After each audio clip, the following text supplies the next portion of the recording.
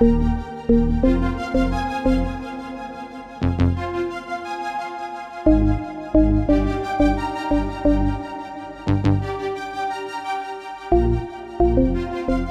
sure, like me, you remember the first video games you played. For me, my journey started with the Atari 2600. I'm not sure exactly where it came from, but I do remember the system showing up with a set of games. We got it from somebody, that's for sure. It's a bit fuzzy for me when I was young. There was a set of games with the system, and I remember getting or playing some of the games with friends. I have a foggy but potent memory of seeing the game Adventure as some relative's house in a distant city. I also remember talking with my uncle, who showed kind of what was inside the cartridge, just a single chip, and I thought it was kind of magic. In elementary school, one of the kids' parents talked about making games, and I don't remember what he said, but it stuck out to me. And I wanted to make a game as well, and that was the main thing I got out of it. The games are simple, but they also had a weird mystique to them. Like, weird things would happen if you could stay alive long enough. So I was always wondered what was beyond the current level. What would the world blow up in Missile Command? Would the spinning disc of Yar's Revenge go crazy? What was that weird level in Defender? Since many games had no ending, they seemed to just get more difficult. You never seemed to reach the bottom of them. Well, it's been years, and now it's time to flip the RF switch to game and set the TV to channel 3 once again and revisit all the Atari games of the past once again. Join me and see what you remember.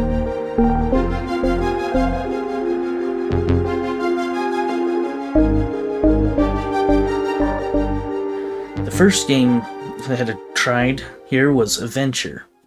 Now, my memories of this game first came from a late night at a random town, and I was visiting some relatives, like my second cousins or something, and they had this game, and I remember seeing it quite interesting to me. And I played it a few more years later.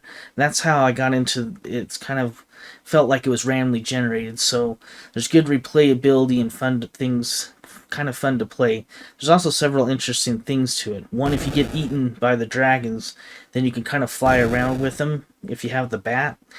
You can also kill the dragons with the sword, even if you could just kind of fly into them with the sword.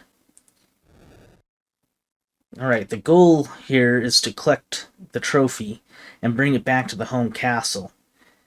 So, here's my experience with it. The maps are not random, as I remembered, but there's 3 levels that are all different, and it's challenging, kind of in a fun way. This is a shockingly well done and quite fun to play game.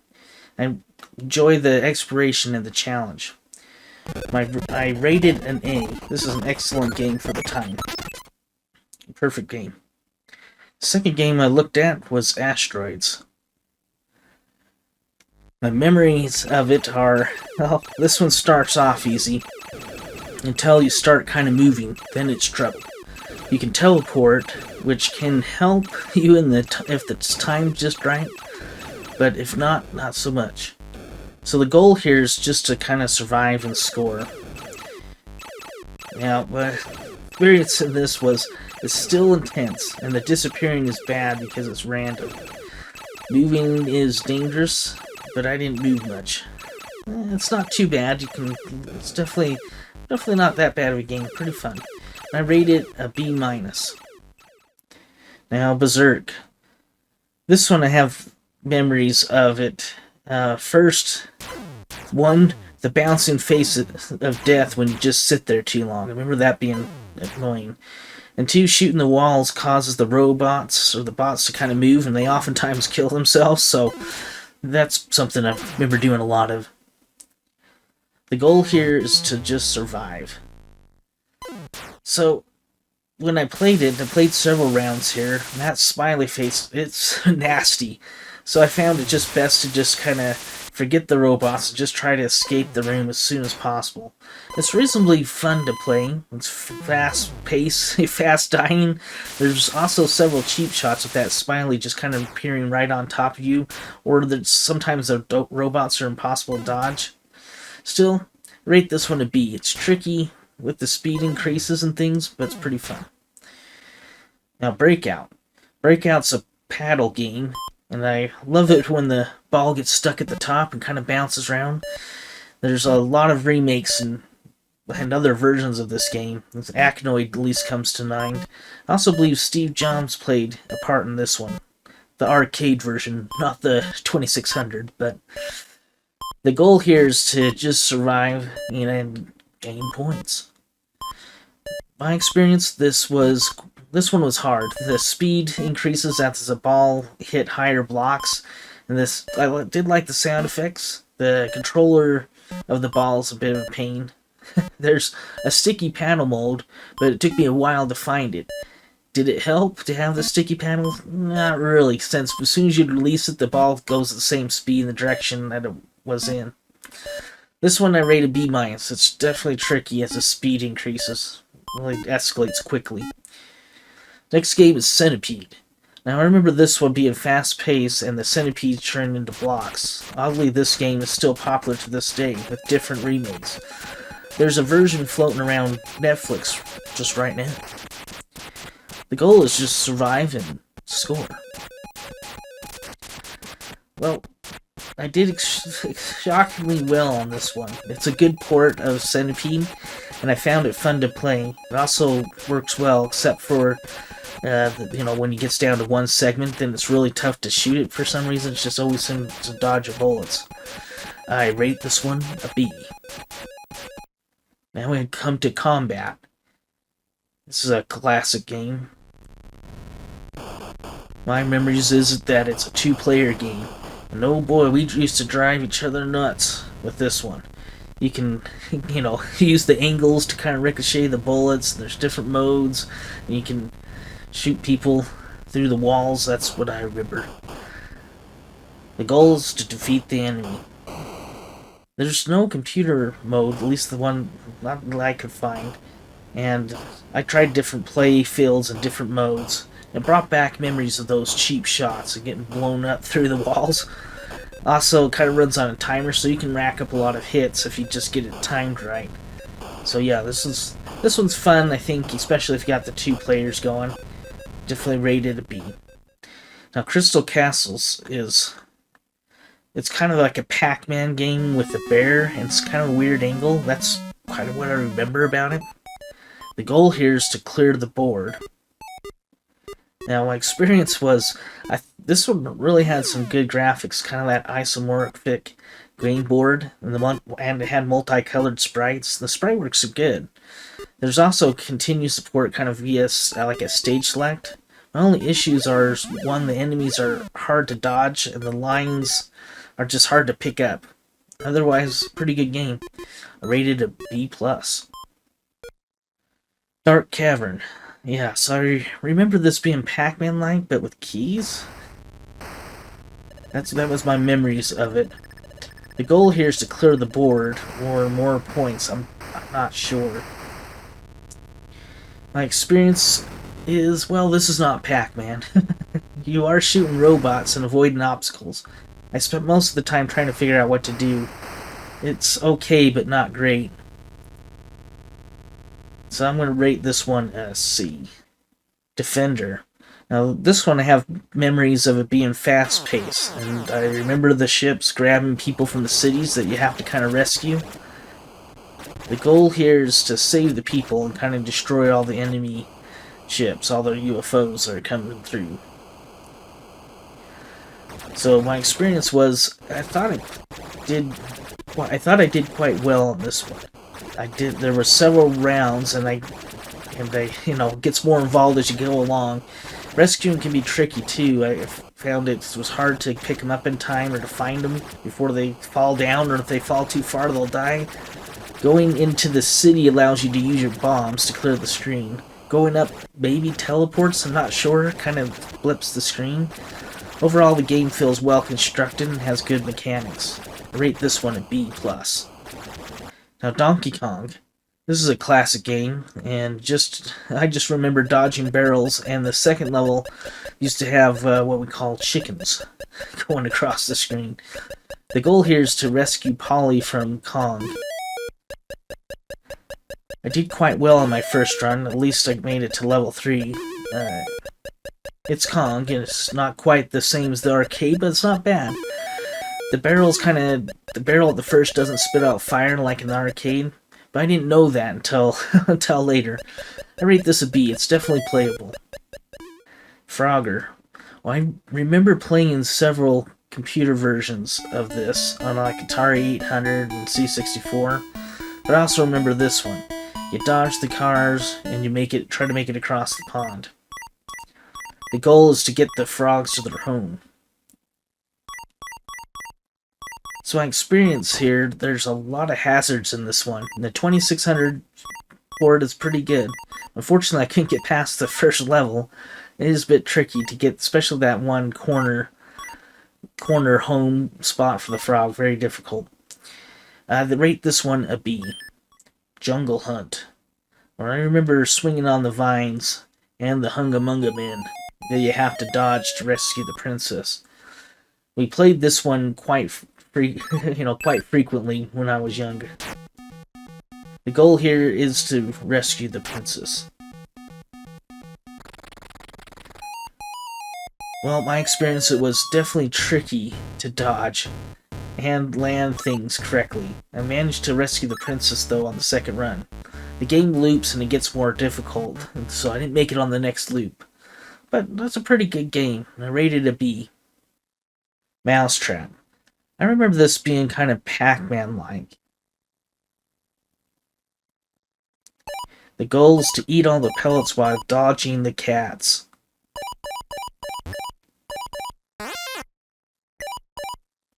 My experience, I forget that you can turn into a dog and chase the cats. I forgot that bit. And I found the controls on the board switches confusing because the board kind of switches to let you through part of it.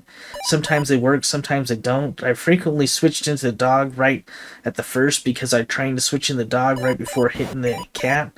So that was kind of annoying. I rate this one B-. It's fun enough, but the controls are just kind of unpredictable.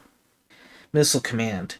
This is a classic where you try to save your bases. I remember it kind of changing colors as you move up levels. And then it gets crazy with the bombs. And I remember playing this quite a bit. The goal here is to save your bases by intercepting the bombs.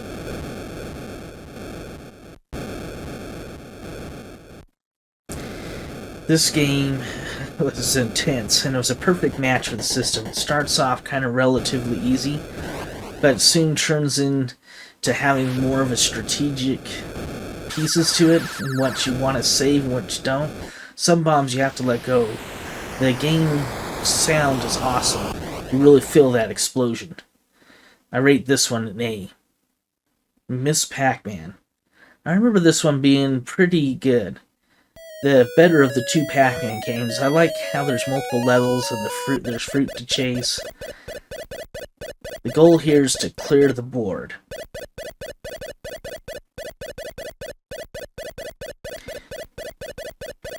My experience, well, it's not the arcade, but it's a pretty good port.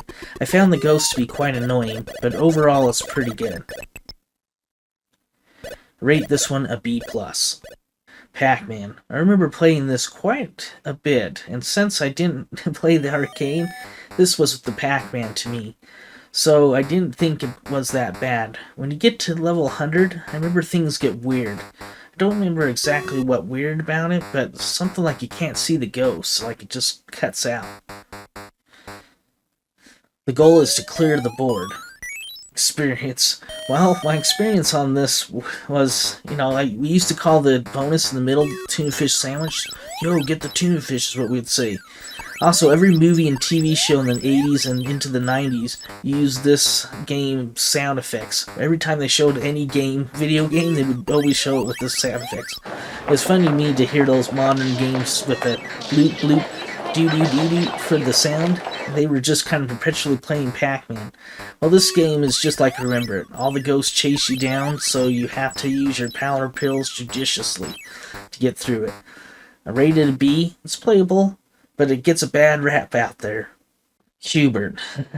This one's interesting. I have memories about it being difficult to play, and at the time I played this on a couple different systems. I wasn't very good at any of them, but I was curious about what happens when you get further into it. I thought it looked interesting. The goal here is to just change all the cubes' colors. This is always a game I wanted to like, but then I played and the controls get me. It's visually interesting, but it's hard to get into. I rate it a C. Space Invaders. My memory on this is, it was an iconic game, so for me, I remember the hard mode is where the player gets really big, and when you get hit, we would just say, scrambled eggs. So that's what it looked like to us. This is one that gets intense as you get going in, the spaceships as they kind of get closer. And you gotta get that spaceship. Goal, survive, and score. My experience was, this is a pretty good game. It's intense with that March of Doom marching down the screen. Another game that I think works well for the system. I rated it a B+. It's fun to play, and play it a few times though, you're probably good. Yeah. Spy Hunter. When I think of Spy Hunter, I always think of the Commodore 64 version. However, I also remember playing this one here, or perhaps maybe it was on the Atari 800. The goal is just to get as far as you can. My experience is, well, I made it to the boats, and I wasn't sure if it was in this version or not. The other thing is I couldn't figure out how to use the smoke screens or the oil slicks, or, other than that, it was definitely Spy Hunter, and it does have that classic Spy Hunter tune, which I always enjoy. I rate this one a B. Surround. Well, I remember this being a two-player game. It's like light cycles from Tron. You have to kind of cut the other player off. The goal, just kind of survive. It was definitely a two-player game, so I didn't have two players, so I didn't really make the game easy. I tried different modes to try to find a computer one, I didn't find one. So I rated C. But, the different modes are nice because they can change up the gameplay. Now, let's talk about the Sword Quest games. First, I tried Fireworld. This is the only game that I remember purchasing. We got it from Toys R Us, that's now a defunct toy store. And I think it was something like $20. This was a confusing game to me. I remember the mini game and running around, but I never knew what to do. My uncle mentioned that you have to beat the mini games and get items, then put the items in the right rooms. And I think I was hoping for a better game than it actually was. And this one, not good. So the goal here is to solve the quest. Experience? Yeah, this game's ridiculous. The mini games are mostly random, so there's more luck than skill. They're very confusing games. Not a great game. I rate this one an F. This one total fell for me. Now there's Sword Quest Earthworld. This one, the goal is to solve the quest. I definitely remember having this game and playing it. And this one's much better than Fireworld. And the reason it's just more things to do here. The mini games are better, except for the platforms, which are nasty. The one you have to jump and try to get them right. I just remember getting stuck on those, and again got stuck on those on this one as well. I rated a C-. Now the next one is Waterworld, and again you have to solve the quest, and it's better than Fireworld. Still very confusing. The mini games just kind of flick in and out. I don't know what's going on there. And for some reason, I remember playing all three, but this one's not good either. Rated a D. Now, Venture. This game stuck out to me. They have weird mini levels and the skull that kind of chases you. You have to collect all the items to move on. And I remember the kind of the overworlds as well. This one made you want to kind of see what's going to happen and just want to keep going. The goal here is just to collect the treasures, collect them all the rooms, and then you can kind of move to the next level. Yeah, my experience with it is still a fun game with good variety. However, the controls lead to more deaths than the enemies because you just move kind of sluggish. The rating, this is a B. Star Raiders.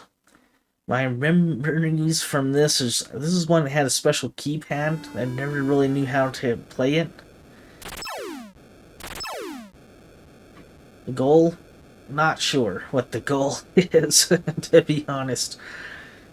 My experience, I still don't know what I'm doing. It's like you're flying in a ship trying to take out enemies with kind of that first-person perspective, which was great for the game at the time.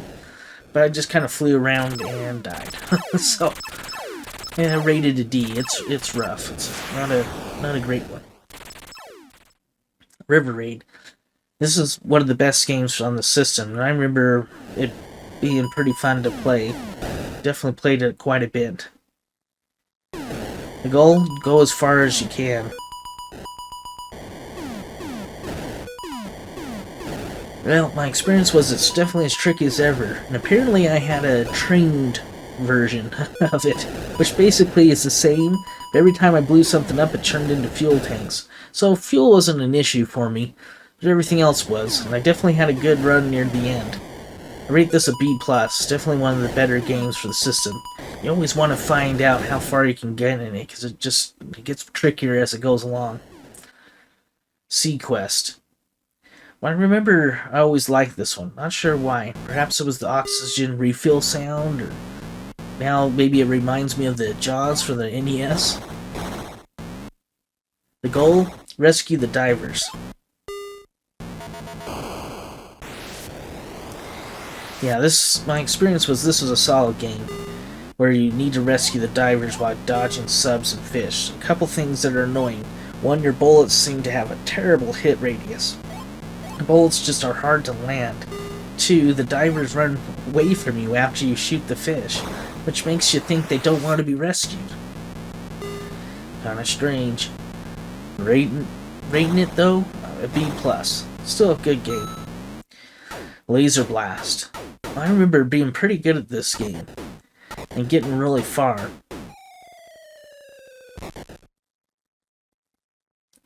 The goal is like a high score. Take out the enemies there. My experience with it, I still got it. I still did really well. Once you get into the rhythm, you can go a long ways. You know, the pulses, plus you can get extra lives at 1,000 points, which helps. It's funny, you play as the UFO in this game. I really like the blasts in it. They're really satisfying when you hit the enemies, just how they work. I rate this one a B+. Demon Attack. The creatures in this game, the sound effects were always interesting to me. Every level was stranger than the last one. The goal here is just to survive. I mean, they do have a point system, like pretty much every game on Atari. Experience, well, I think I did alright with it. The game was a weird vibe to it. Just the way the enemies come into the board, the strangeness of them. I like to see what's coming up next. For some reason, they remind me of a bird. You know, like a bird dumps as the enemy bullets. Still, I rate this with a B+. Always one that intrigues me. Yar's Revenge. I played this one quite frequently, fairly frequently as a young kid. The Crow Blade was quite scary, and the sound of the destruction was iconic. And I remember the color changes, and when you get into the purple levels, the Crow Blade can change its direction mid-flight, which is always nasty. The goal to destroy the center of the fortress. This is an interesting game with a fly and many obstacles. The force field kind of helps you, but it doesn't let you shoot. And then in the higher levels, the line that follows you, the little line, is super speedy. It makes things really tricky. And if you have to be careful also not to shoot yourself with the with the cannon bullet. But I rate this one a B. Solid game here. Basketball. Probably the only sports game that it was on the system when I was playing it. Well, I don't remember playing it much there. There's some things that are quite familiar about it. The goal here is to win the game. Experience, well, this was a close game. It takes some finesse to make the shots, which makes it better than some of the recent games like on Poke Online. Those basketball ones, you can shoot them wherever. This one, you have to take a little bit more finesse with it. I rated a B. It's a reasonable sports game at the time.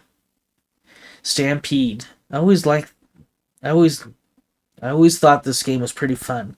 Rope the calves, and it gets kind of tricky quickly. Well, your goal here is score and to get keep alive.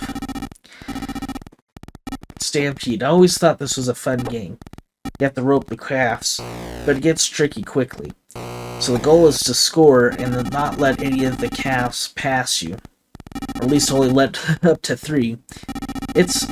My experience was it was harder than I remember, especially the black ones, because you can't quite just hit them to move them along, which makes it tricky. Rate this one a B. It's challenging, but it's fun to play. Super Breakout. My memory is it's more like Breakout, but there was definitely something different about it. I can't place it before I played it. The goal is to destroy the blocks. So it's not much different than Breakout. Visually, it's kind of less appealing, but it does seem easier to play. Or at least I was better at this one than the original Breakout. Rate this one a B-. Pong. Well, or Video Olympics, as sometimes they refer to it as. This is the most iconic game, and it was kind of a paddle classic. When we think of the OG video games, this is the one that comes to mind. Obviously, this is the 2600 port, so I'm reminded that there's some different modes to it. Goal, score more points than the other. It's like the first one, 21. My experience, yeah, it's Pong. I'm not great at it, and pressing the fire button put a little bit more English on the ball, so most of the time doing that worked against me. I rated it a B. It plays exactly as expected. It's a game that you like when you're winning, but it's frustrating when you're not. The Atari 2600 is a legendary console that brought video games to the masses in the US for sure. It's a very limited and quickly surpassed by the NES. However, there was some creative games for it at the time. And I remember that we would play it for an hour or two, and that was enough. No complicated rules or gameplay. For the most part, just the way bring the arcades to home with a lot of imagination. It was a simple time with simple games. However, playing them once again, I don't miss the fuzzy static screens. The emulators that they have these days provide clean graphics, which bring kind of new life to these old games. Also, there's several games that I missed as a child. They're pretty good, like Pitfall and Hero and Haunted House, to name a few. This is not a journey that I take very often, but every now and then it's good to go back to the roots. Thank you for joining me, and I hope you enjoyed revisiting these games as well. I'll see you in the next one.